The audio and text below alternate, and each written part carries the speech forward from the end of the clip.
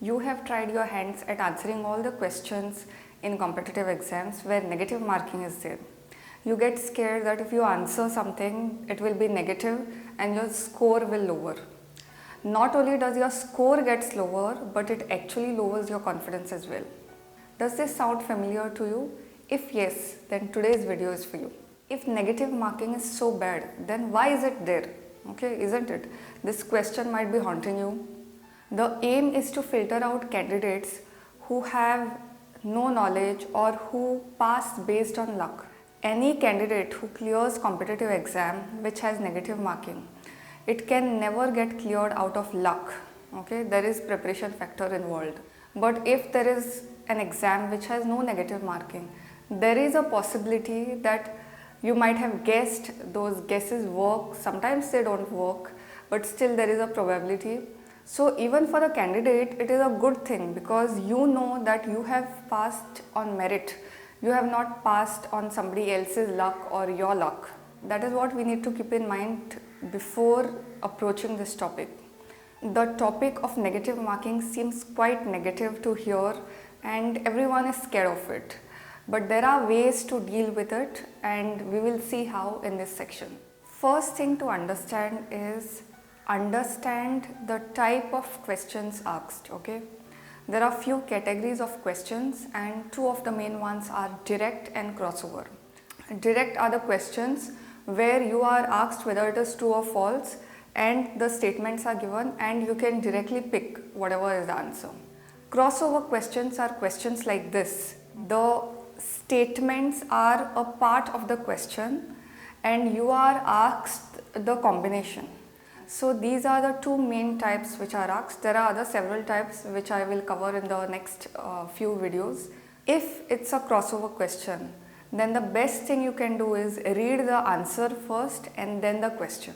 And for all the questions, I would suggest whenever you are going through the question, read the answer first and then the question. This will help you in understanding whether it is a direct question or it's a crossover question. There is a strategy for answering crossover questions. Okay. If it's a crossover question, then the best thing you can do is go through the options, see how it applies to the question and then tick mark the answer based on the question. And what I'm saying will become more clear when we go through the rest of the video. But for now, it's most important to understand the type of question. My subject was life sciences, so I can speak based on that. In biology or in life sciences, there is nothing called as always. There is nothing called as absolute. If the question says that so and so is always this, then it's a major red flag because biology is an interaction. Okay, it's not like physics and chemistry where the laws work same under gravity, same in ocean, same in this. Biology is not like that. It's a very dynamic system. Things keep changing. For example, whenever there used to be a question about global warming, there was a time when the global warming used to occur because of CFCs, chlorofluorocarbons, isn't it? But now there are stringent measures and the CFC levels have come down. So the actual contributor now is different. So it's getting constantly updated and things are changing completely. So you cannot always say that this is based on these questions. For example, if it is a maths or if it is, say, suppose physics or chemical sciences, those kinds of questions. Are there certain rules or certain patterns in your questions which are there which are indicators of a red flag? Linked to the same point is not just keywords but also patterns. When I say patterns, if there is a trend, there is a news about something, the news goes to a country level, whatever it is, okay? In those cases, most of the times the questions come from there, okay? So you need to be also updated about, you need to also keep yourself updated about what are the different facts and what are the different things that are going on. Most of the students, they make this mistake. 4 options are given, go through all the questions, this is the answer, I feel it is right, so I'll tick mark it right. That's a wrong approach and this will get you down hill of the scorecard, and I'll tell you why. If, say, suppose a question is given, 4 options are there. For those 4 options, you will start with the first one. Say, suppose this feels like right, little bit. You will not tick mark it, you will just mark it mentally. Okay, this I feel right. Second option, you may think, okay, this I feel that it is completely wrong. It just goes against the principle. That means wrong. Third one, go wrong. Fourth one, say suppose it's wrong. Okay. Now, whatever you cannot say that it is eliminated, that comes in the correct category. Now you mark your first question that it is correct. Do you understand? Answering questions based on the fact that okay, this statement is there, you are not able to eliminate it. That is why it is coming in correct category. You are not marking it just because it seems correct. The examiners who set these exams, they are also very smart. What it does is you will be able to eliminate 2 questions, 2 statements, but you won't be able to eliminate 2 of them. Now you will be in a fix as to what is correct and what is wrong. Now what is absolutely cannot be eliminated, okay, that comes in your correct. But to understand that, you will have to find out something about the other option which will make that option obsolete, okay, it will get the option out. So this is the strategy based on marking answers which you cannot eliminate, not marking the answers based on what feels right to you.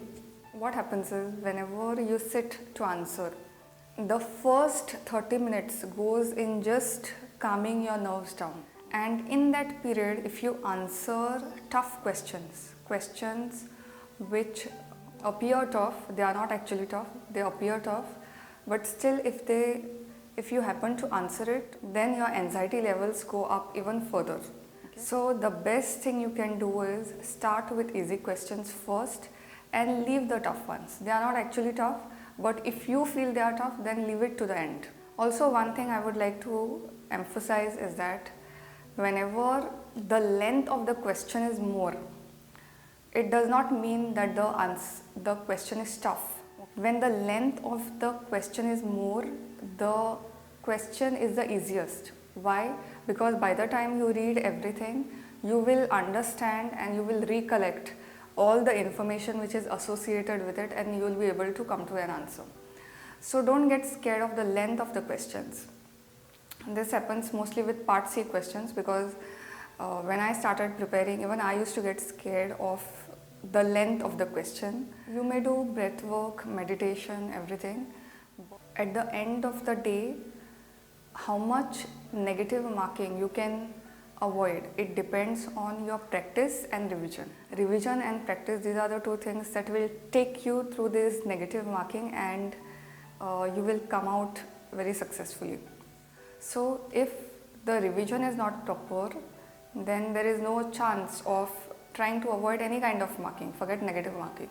Always try to understand what is the unit from which the questions are coming from. Always try to understand the units from which the questions are coming. It will put you in perspective and you will be able to see how things are getting linked. Earlier there used to be times when questions used to come from 1 unit, okay, 2nd unit. So questions used to exclusively come from there.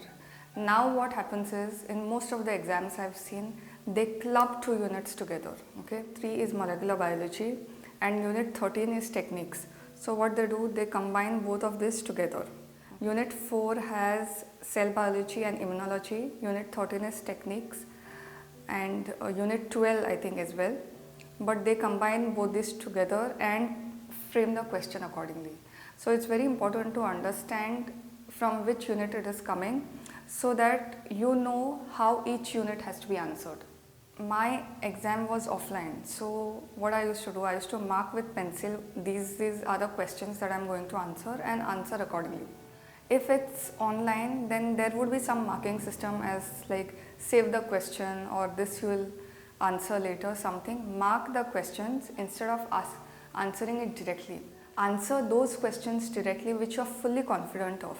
you are 50-50, mark them with pencil, or if in online, save the question and then you move on to the next question. When you are practicing questions at home before the exam, what you do mainly, you will answer it, you will give whatever score it is. You will not consider how many questions you have answered. Okay, so instead of just giving a score, take an accuracy score. Okay? And what I mean by that, say suppose you are answering a test out of 10 questions. If you are answering all the 10 questions, then your objective should be all 10 questions should be correct. If you are not, then answer only 5 questions but get all 5 of them correct. Do you understand? Instead of going for maximum score, go for maximum accuracy, because that is the way you practice for exams which have negative marking. If in your daily life you are practicing for something which relies on score, but for exam accuracy would be counted, then there is no match. That means you are not practicing for exam, you are practicing for your own satisfaction. Okay, I have done several videos prior for net exam success. You can check out the net exam playlist. Now what I am going to say next may contradict what I said earlier, but just hang on. I said earlier to answer easy questions first. Okay, if the exam is divided into sections, then you will answer tough section first. Easy questions from tough sections. And what is tough and what is easy is relative for all. So what is tough for me may not be tough for you. I used to find part C quite easy and part B tough. At the end of the day, what you answer and how you answer in those 3 hours, that is the thing which matters. And to answer correctly in those 3 hours, that confidence you will get from revision and practice. So these 2 things form the pillar of any kind of competitive exams preparation, and I highly suggest you prepare